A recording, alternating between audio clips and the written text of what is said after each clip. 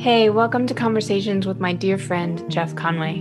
My name is Susan. This is A Different Kind of Walk.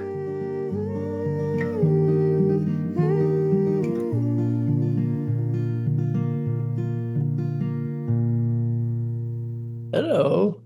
Hi, Jeff. I'm Sean. Nice to meet you. Nice to meet you. Hey, buddy, how's it going? It's a day. It's a It's a busy day. I day. love your sweater. Thank you. I really like it. It's warm. It's like 30, 40 degrees here today, which is odd because it's been 70. So we're at that Yeah. weird change point in autumn. Wow, where are you? Wisconsin. Oh, okay. I like your hair. I know, man. My hair is a new thing, but I have been working with it. So it looks this way. It took me a long time, but finally caved and got a perm, and it's best call I've made for my hair in 10 years. Nice and easy. I know. Instead of me So having to glue down my hair. Today, we are privileged to get to speak with Dr. Sean Inderbitzen, who is a psychotherapist and autism researcher. He works as a clinical social worker specializing in care for those with autism, and he regularly trains healthcare professionals in best practices when working with people on the spectrum. Sean himself was diagnosed with autism many years ago, as you'll hear, and he has been friends with me and my husband Gary ever since Sean became a college student of mine in the early 2010s. Enjoy the episode. that's So, wild. Sean, I want to hear your story. Okay. So yeah, I had a childhood. It was okay. My dad was a pastor. So a lot of weirdness about that, right? Being a kid of a pastor. And so I was sort of the black sheep because I'm different, right? And I got an autism diagnosis at 18 for a legal defense. So I could get into a criminal diversion program because I had a hit and run. But I had been diagnosed with ADHD at a much younger age, although I had a pretty intelligent psychiatrist, and there was probably some other stuff he was suspecting that I'm not really going to name, but he was fully aware of and just had that, I can see past what's in front of me kind of skill, which Mhm. really good medical practitioners can do, I think. And so he diagnosed me with ADHD. So when I turned 18 and I had this hit and run, there was always the suspicion of autism. And so we got the formal diagnosis, and then we used that as a legal defense. And I didn't really think much of it. At 18, my parents were like, okay, you can only go away to college at a religious school or you can go to a state school here locally. So I was like, okay, I'm going away. And so I went away, not really knowing why. But so I went to this religious school. I met Susan and she was like, you should come to my church. And I was like, okay. And then I came to their church and it was really good. And about that time, I met my ex-wife. And so she and I got engaged about a year later. My senior year of college, got married. I lived out here. We had kids. We got divorced. Been here ever since. And so I've been just kind of posting along. Like I got my doctorate at Tulane. I got my master's at Case Western in there too. And then I Okay, started. Go ahead. so can I ask you, you're doing some big brush strokes Sure. on the painting. Can I just ask you some Yeah, small brush strokes? absolutely. Um, I'm just fascinated. I want to sit down with you for like 5 hours and have, I don't drink coffee. So, So kombucha. There you go. try hot chocolate. So, so anyway, the hit and run. Yeah, so I carried with me some wounds even as that happened, right? That made me run. Because one of our base nervous system reactions is fight, flight. And so flying and fleeing was always a survival mechanism to protect me as a kid from some of the things that I won't name. But yeah, I left that scene of that accident. And never in my life had I really wanted to die before, but that day I did. And for Hmm. probably a sequence of days after. And it was actually in that muck and the mire that God met me. And that's where I really encountered God. I mean, Uh, in a truly profound, deeper, like I can't put it to words, and it defies being defined kind of way. So you're a PK, you've heard about God your whole life. This got you to a place to really discover relationship and connection with God, it sounds like. Yeah, no, it completely did because I wanted to die really bad. I was like, what's the point of living? But then, like, somebody just listened. His name's David. He was the only one in my social circle at the time, not even my parents, my teachers, my friends. Everybody was like, you're going to jail. It's just like, you're not going to go to jail. Like, you'll be fine. And like, sure enough, he was right. We had our court date, and the family, like, they could have pressed charges. They had like physical impairments because of what I did. Like, it's some real injury, and like, we're completely entitled to press charges, and they didn't. And it's just like, how in the world? Hmm. So, and like, David was like, we're still connected, like, even 18 years later, because he's more like a father than my own is. And so, we don't talk all that often, but when we do, it's always like there's someone else in the room with us. Hmm. And I don't know how to explain it any other way than it's like there's this third visitor who's just transcendent and like and really Right. lets me sit in the ambiguity of it all. So David sounds like a spiritual director who's not telling you this is what you should think about God, but is allowing that space for God to come into your life. Yeah. So I remember Tulane for the doctorate. Where was the master's? Case Western Reserve in Okay. Ohio, in Cleveland. Yep. And so what was the master's? So the master's was in macro practice, community based social work. So not really even clinically focused at all because I wanted to be a policy analyst. Um, Okay. but again, I started my master's or applied and got in before I got divorced, right? So I had this trajectory in mind that very much got upended because I got a divorce. And so it changed. Like, all those jobs are 4 or 5 hours away, and my kids are just more important than that stuff. So I never really got to pursue that as a career path. I had job offers in it. I declined them because it would have meant giving up placement with my kids, which I just feel like is a more important investment of my time and energy. So then I kind of shifted gears and was like, I'm going to become a therapist. And so it didn't happen all at once. I tried nursing home social work first, and that was a disaster. Kind of in the middle of all that, I had a therapist who was like, "Why don't you do therapy with people with autism?" And so I just decided to take her at her suggestion, interviewed at a place, and I've been there ever since. So, So where was the degree at Tulane? When did that happen then? so COVID, right before COVID happened, believe it or not, like I had wanted to do a doctorate back when I was a student of Susan. So when I was in my 20s, early 20s, I was like very geared and fixated on doing research and having that experience. And I was like very interested in what is love and kind of answering that question. But I declined doing my doctorate to get married. And so then in 2019, in the summertime, like things felt right. I felt stable. And it was like, okay, let's do a doctorate. And so then I started in January of 2020 doing my doctorate. It was one weekend a month. So you Yeah. start in January and then COVID comes along in March or April when? Yeah. So it started in February, sort of when the lockdown sort of ensued, but I had a client kill themselves right at the same time. So like I was a little less concerned with the world shutting down and a little more concerned with like, how did I not save this person's life? Wow. So I've had to do a lot of growth in the last 3.5 years. And I love this version of myself I've become, and I don't miss the version I was because I feel much deeper. I see much deeper. I just experience the world more fully, which sometimes has its drawbacks, right? Like there's a safety in not feeling anything. Mm-hmm. Hmm. Okay, so do some fine brush painting of this new person that you are.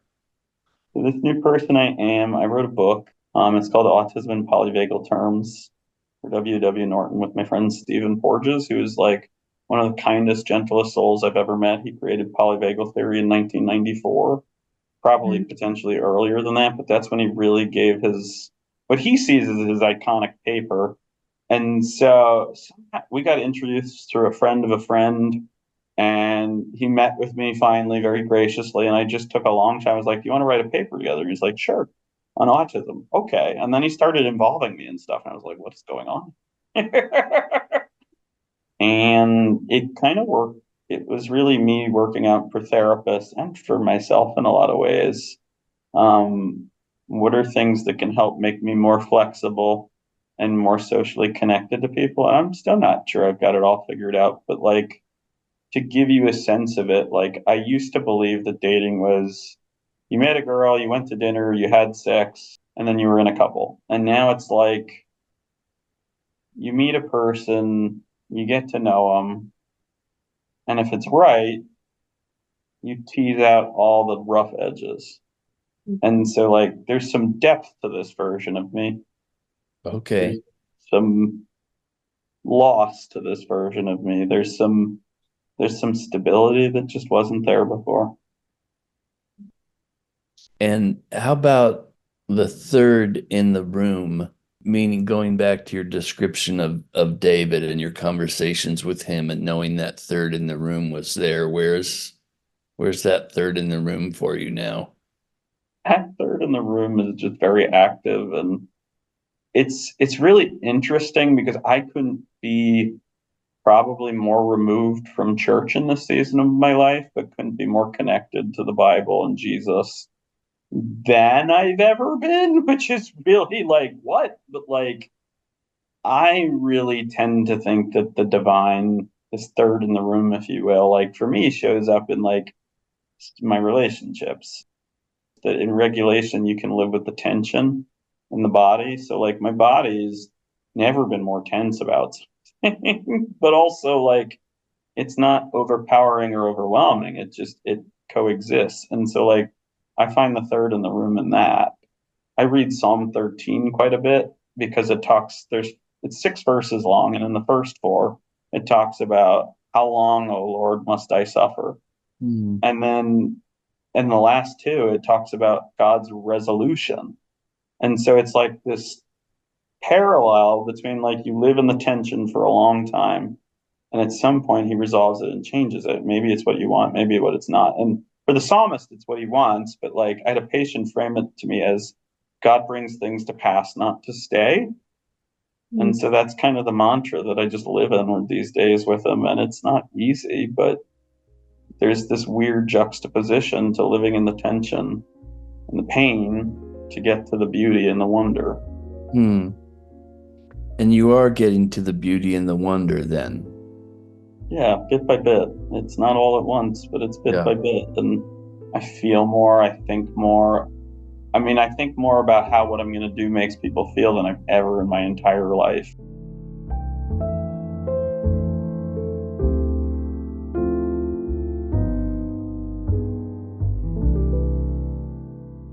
Can you explain what autism is and what the spectrum is, and whether, like, do experts have any idea why there's such a wide range of how it manifests?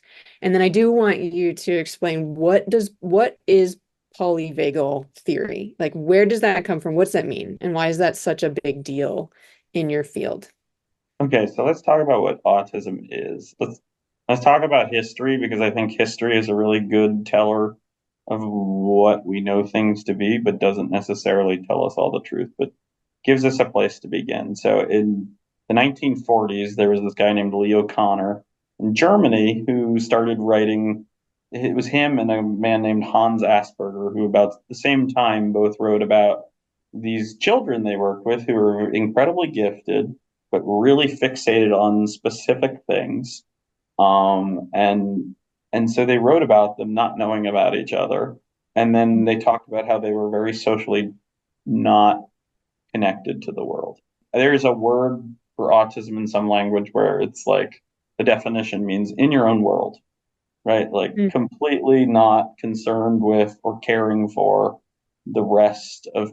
So that's kind of the history of where this conversation begins, and then there's and it probably goes back further, but that's where most people identify the beginning, and then DSM-3, I say, came out in 1980 and identified autism because they had discovered the papers by Leo Kanner, and they put it in the DSM-3. Quick side note here. For reference, the DSM is the Diagnostic and Statistical Manual of Mental Disorders. It's the handbook used by healthcare professionals in the United States and much of the world as the authoritative guide to diagnosis. And so in the DSM-3, there was just autism. And then in the DSM-4, there was, which came later, which would have come in the late 80s, early 90s, there were 4 different types of things that now fit our one classification for autism. Childhood disintegrative disorder, PDD, NOS, pervasive developmental disorder not otherwise specified, Asperger's syndrome, autism, and then it wasn't better explained by Rett syndrome. So these things get fused into one, then in the DSM-5, which was about a decade ago in 2013, or maybe it was 2011, but they combined all 4 categories into one. So there's all this variability, right, like of autism. And you asked about why there's so many presentations. Well, it's because we've used one word to classify 4 words, which also can tend to look like genetic things, right? Like, so the way we diagnose autism with the Autism Diagnostic Observation Scale 2, right, has a 25 to 35% error rate because it misclassifies PTSD as autism, right? So, like, that is a thing that I don't think most psychologists who diagnose take into account when they do autism batteries. It's a part of a lot of the education I give that we need to, because there is this great rate of misdiagnosis with these tools that are the gold standard. And they just really, so like part of it is in the field of psychology, there's this real break because a lot of the interventions in the 80s that came up for autism were applied behavioral analysis by this guy named Dr. Ivar Lovaas, who published this really big paper in the mid 80s and really began the funding stream that is 40 hours per week for kids from 3 to 5 years old to improve outcomes so kids with autism look more like kids without autism by 5 years old. There's a lot of evidence to say that actually isn't the case and doesn't work like that, but you have to really be in the behaviorist circles to know how to read that literature. But there's a ton of interest in autism, and the way I know that to be so is a couple ways. Like, there was an article in Psychotherapy Network not that many months ago about, is it autism or not? Sort of asking the same question. And like, there are people who are not therapists reading my book, which it's like, it's a book for therapists. Like, so there's like a real interest in it. Polyvagal theory, though, is sort of something that's been understood more in the world of trauma, has been applied to autism. But really, if you think about it, it's a theory about the hierarchy of the evolution of the nervous system and how we can use it to become more calm, regulated, open, flexible, creative, passionate. And so really there's sort of 3 levels to it. There's the ventral vagal state, which is the newest of the nervous system. It's that social engagement system. There's the sympathetic nervous system, which is that fight flight reflex, which is older. And then there's the oldest, right, which is the dorsal vagal system. And the dorsal vagal system is the oldest and is sort of, if you think about possums that play dead, you think about turtles when they go into their shells, like these sort of escapist shutdown. So these evolutionary movements in human history map out onto people's nervous systems. And so someone with autism, right, it varies on where they might place. The book is really geared towards people who are neurodivergent, who really fall in that category of their stress is chronic, so they just live in that dorsal and that sympathetic state. And so they really, like, the book is to help people who are feeling like they're suffering suffer less. It's not really targeted to people who are like, my autism is great and my world accepts it. That's not the target audience. And this book is really geared towards helping people who feel stuck in being really inflexible and really rigid and really like disconnected from the social world and are looking for more ways to enter it. And so it really is about giving people the tools to do that. Does that I answer your question? That's amazing. Yeah, no, that's great. And what I'm applying it to in my mind is I'm moving it in a different direction in terms of like my daughter who's 9 has pretty high social anxiety. And then Mm-hmm. her friend who is adopted has PTSD, like Yep. has just gotten diagnosed with PTSD. And Wow. so so I'm just thinking of those two girls and how, if you think of their reactions to the world in the central nervous system terms, Yeah. how kind of their reactions to things make sense. Oh, And then, completely. And they probably relate better to each other than other people. And the reason being, right? Like they're both in threat. So think about what that does to cognitive processing, right? Like if everything is threatening and I believe the world is a scary, unsafe place, like of course I'm going to connect with somebody else who lives in that space. And Mhm, so yeah, I mean, polyvagal theory has been applied a lot to trauma and anxiety, especially mhm, that sympathetic part of the system. And there's lots of tools to help people like come out of those things. That's what I think is so profound about polyvagal theory is how it sort of dismantles the DSM in the way of like everything that's dysregulating to the body is dysregulating to the body, and it's not because of some diagnostic label we give it. Like it's mhm, almost like the label becomes irrelevant because dysregulation is dysregulation to the human central nervous system. mhm.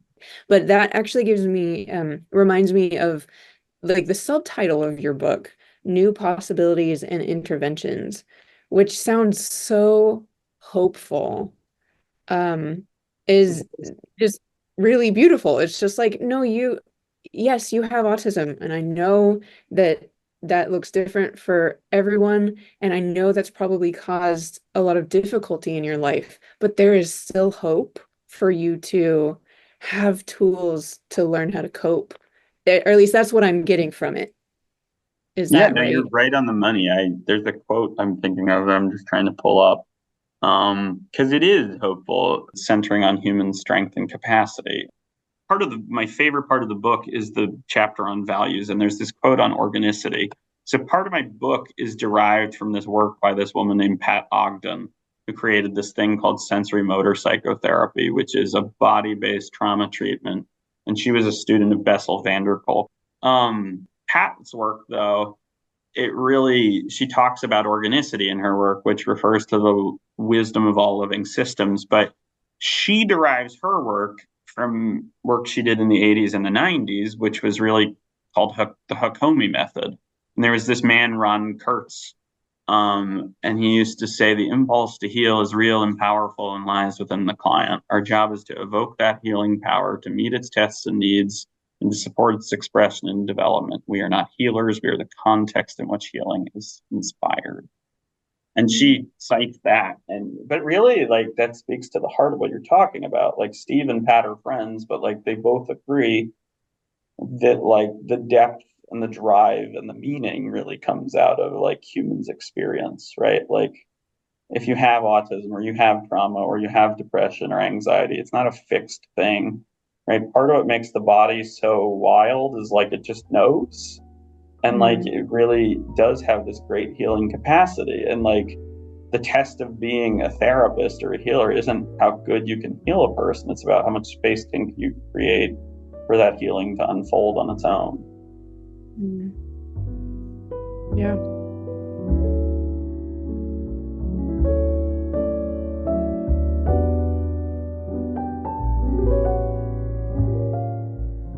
So this season on the podcast, we're talking about peace.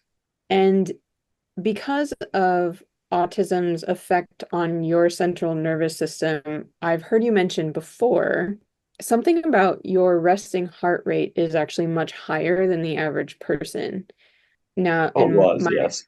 or it was at the time, is it at the time that you were diagnosed? Is that how that was? Yeah, so I would say there are times like we were talking about in with your daughter and her friend, right? Like they're probably at a time where it's more chronic, right? So there's chronic stress and acute stress. In chronic stress, right, like your heart rate is fast often, right? It dysregulates the ways you might see the world, experience the world, respond to the world, right? So you might have bigger reactions to things that don't feel like they're a big deal. You might have more rigidity, right? You might be able to focus in on one thing and sort of ignore the rest of the world, but at the same time lose the ability to connect with others, right? So like part of what frequently happens for people who come in the door who I serve is they're in these places of their nervous systems are sort of just up in arms. And it's because their heart rates are faster. So yes. So then my question is, how have you personally essentially learned how to slow it down? Like, how have you personally defined peace and quiet in yourself and your own body as in order to just live day to day? So in the last 3 years, I did therapy, right, with a internal family systems therapist who's just really good and wouldn't let me off the hook. She would always sort of hold the mirror up and go, surprise. It was like, oh, this. And so like that's been part of it, right? So IFS has been a really powerful intervention for my trauma, but like I said earlier, there's no such thing as autism to the body. It's just dysregulation to the central nervous system, and it manifests in these things we name with our DSM labels, right? So like the other piece of this being that like um I did a trauma training to become a sensory motor psychotherapist and be certified by Pat Ogden's body of credentialing. And so, like, the third year of that is the most rigorous because you encounter all your own trauma. And so I had to really do some extra work to really begin to have somebody push back on me and be like, you're avoiding it, you're avoiding it, you're avoiding it. Because really, when you think about what is the work of being a trauma therapist, it's leading people into their worst memories and most painful places and not resourcing them and helping them and actually letting them languish in the pain and letting them be in the pain. It's a pretty horrible process. I mean, it's wonderful, it's incredibly powerful and pretty horrible. So that was part of it. And then I'd say the third thing that I really did was a combination of really becoming more mindful, which is like a concurrent. I really believe in body based mindfulness, but perhaps not in the sensory motor psychotherapy way, but more of an active mindfulness kind of thing. So, like, I started running instead of cutting because I really wanted to cut and hurt myself from how disgusted I felt with myself for this thing. And so I just started running to shift my body. And like before I knew it, I was running 3 miles and probably 14 miles a week and doing yoga. And yoga was an effort to meet people, but like didn't really serve me that way, but just became a daily thing I did and would sort of let me zone out. And so like when you're mindful, you process the world differently than you might in the academy, right? Because the academy is all about like logic, and then there's like this other way the universe works that most people exist in, right? And so mindfulness strategies like yoga and running, right, can really get you there. And this year I'm marathon prepping, so like I'm solely devoted to running. So like running is just a very big, consistent practice in my life, because I'm training for a marathon in Tampa in January, and so it's just a goal I have, and I don't know, but like for me, that makes me more flexible and capable. And then like between these things, right, like I've found more capacity to feel, and like even in the last just month or even few weeks, like I think about how what I'm going to say is going to make a person feel. I'm not very good at it. I'm kind of sloppy at it, but I mean, there's a different way I socially process than I ever have before. Because before, in a state of threat, it's about mirroring and modeling what people are doing, right? That's the very behavior analytic approach, is sort of paralleling what other people do in play, right? Or in behavior. And so, like, you can come to feelings without having any energetic understanding of it whatsoever. But then when you get that energetic understanding of it, it's completely opposite because you experience it in your body, you experience it in your stomach. Like the Hebrew word for heart is stomach. Your right? Like guts. there's a I reason feel it for in my that. guts. Yeah, my bowels. My But like bowels. the tension you can find there, the constriction, the opening, there's so many sensations and there's so much feeling and energy in your stomach. And so it's like it's not just innocuous and poorly named. Like this was very intentional Mm. to that third party observer. Right. Yeah, so go if you go home for like anyone, not you in particular, if someone goes home for Thanksgiving or Christmas, uh, and their like digestion system gets all messed up, it might not be because of the food. Like it might not be because the Pretty food soup, much. yeah, Like it's my more. boss has a poster, it says, "We're attending for the holidays, tick, tick, tick, boom." Mm. And so it's kind of like that, right? Like being home, being around your family can bring up all kinds of things that might have nothing to do with the food, as you said. So would you say in the early part of your journey, you felt like you were a burden to others, or you were taught that you were a burden to others? I mean, I think both, right? Like, I think at a very early age, there was this sense of you are a burden, stop asking questions, Hmm. like stop needing answers, right? Like, and it's very classic, right? Like, I had a parent who was pretty dissociated. I was young. I longed for attention. I didn't get it, so I performed to get it. And so, like, it at a very young age, I learned that I have to do and create and produce to have worth. And what I've come to realize is that's not actually the case. And you can be Hmm. great at those skills and be completely like it doesn't translate to relationships at all. Right. Mm. Yeah, It it doesn't doesn't. matter how much you achieve to make you No. worthy. Like worthiness is just a thing you start with or don't. Mm. Like it's there or it's not. Here's my assumption, and I tend to be an overly empathetic person, and I really like stories.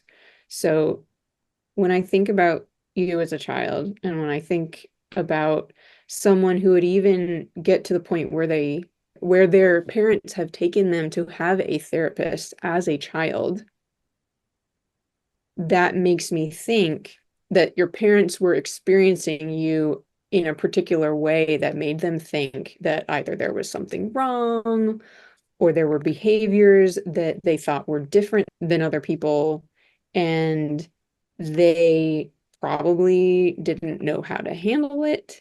And they probably made you feel at times that you were just wrong, that you should have been different than you were, which leads to all of the like, well, am I good enough or is there self-worth there? Or can I be loved? And all of those sorts of things. That is, again, this is what I am constructing in my mind as you talk about things being difficult as a child. Am I constructing an accurate picture? Yeah, I'm writing a new book for Norton. Hmm. And there's a thing I'm going to use in my new book. I have my medical records from when I was really young, and I don't mind sharing this, but this was something my parents received from a behavioral consultant we're going to call Michael. And I think it'll kind of answer your question because you like stories. And so I find people's observations of us very helpful. And so I'll give you this to kind of answer it, and I'll let you draw from it what you will. So he works with me for the summer, and he says, Sean seems to show a deficiency in his ability to take on the perspective of others. This deficit is not merely a selfish action, but rather he truly lacks the important skill of thinking about other people's thoughts, emotions, goals, and motives. This skill is referred to as having a theory of mind. During the summer, I implemented several theory of mind activities with Sean. He was able to complete such tasks. There were a few instances when I knew he was providing me with a rote answer, And there was one task when he was clearly lost. This task required him to differentiate between the desire and thoughts of someone else, and then to identify the emotion of a person both before and after specific events. Johnny is going to get a brownie for dessert. He doesn't know this. Johnny wants a brownie. Johnny thinks he is getting cake. How does Johnny feel? How does he feel when he actually gets the brownie? Sean needed several prompts and cues on my part to understand the simple pretend scenario. Imagine how difficult it must be for him when he is confronted with a real and complex social situation. Apparently, there are many real life examples of Sean behaving selfishly or seemingly without regard for other people's feelings. These behaviors are not malicious, they are simply expressions of an inability to consider and understand the thoughts of others. Mhm. Mm. Now, I have a question about that. Children's brains are not fully developed yet, and they develop at different times. When when do kids get the ability to just empathize? Empathy means being mindfully present, right? It means being able to, as he articulated quite nicely, think about the thoughts, desires, motivations, and feelings of others, right? So if I'm a kid who's feeling very threatened, I don't have much access to mindfulness. Mm. I don't have much of this thing going on, this prefrontal cortex thing that really allows me to like take stock in and space of. And so to your question, I think it depends on the childhood a kid has. Like for your daughter, right? Like she probably has a pretty good childhood knowing you and Gary, probably pretty deeply empathetic, probably able, maybe even overthinks, right? Like, and that's the thing. And That's then there's the exactly other side of it, right? Where like you have that other little girl who may or may not get to overthink because of all the things she's been through. Because PTSD only affects like 7 to 8% of the childhood population today, and it's about 2% of adults. Mhm. So, but think about how to get a diagnosis like that. If a person is facing something like, let's say, violence, Mhm. and part of what I feel like is so hard to get my head around, or took me a long time, is that like this is a thing that changes from moment to moment. But like if you have enough repeated moments, it can do a thing to a person because it wasn't designed to be used all the time. Mm. Yeah, the central nervous system is designed to be there when you actually get in danger. It's there to react automatically to protect you, to help you to get out of a dangerous situation. But if your brain starts to interpret everything as danger, then you're living on high alert all the time. Yeah, and think about what that does to your cognitive thinking patterns. It can create some really, Yeah, how it are might you not going? be very empathetic and then be 35 before they learn how to feel. Yep, because your brain will prioritize your survival over the feelings of others. Like you have to be alive in order to make friends. So Mm. let's do that first.